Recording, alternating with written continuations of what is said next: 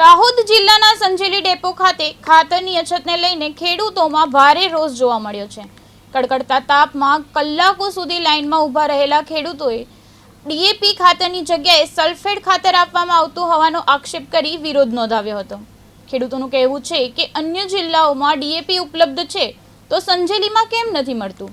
Depot પર stock નથી એવું બોર્ડ લગાવવામાં આવતા અને યાદીમાં નામ તથા ગામના નામમાં ગેરરીતિઓ સામે આવતા ખેડૂતો વધુ નારાજ બન્યા હતા। ખેડૂતોનો આક્ષેપ છે કે અધિકારીઓ ખાતર ક્યારે આવશે તે અંગે કોઈ સ્પષ્ટ જવાબ આપતા નથી, જેના કારણે વાવણીના સમયે પાકને નુકસાન થવાની સ્થિતિ ઊભી થઈ છે।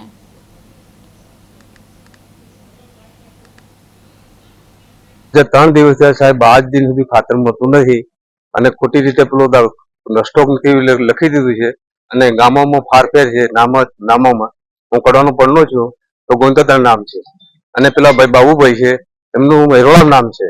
સંજેલી તાલુકાની અંદર જે આ ટ્રાઇબલ નું ખાતરના જે ઓનલાઈન ફોર્મ ભરેલા છે, 2 દિવસથી આ લોકો લાઈનોમાં સવારથી માંડી અને બપોરમાંના તડકામાં સંપૂર્ણ લાઈનમાં ગોઠવી ઉભા રહે છે અને નથી પાણી વ્યવસ્થા કે કશું છે જ નથી। તો આ એનજીઓ નો જે કોન્ટ્રાક્ટ લીધેલો છે એ માણસ પણ અહીંથી ગાયબ છે, એ પણ જોવા મળતો નથી ક્યાં છે કે શું કરે। કોઈ લાભાર્થીને કોઈ જવાબ સીધો આપતો નથી। અમારા સંજેલી તાલુકાના તમામ ખેડૂતોને 2 દિવસથી ખાતર નથી આપવામાં આવતું।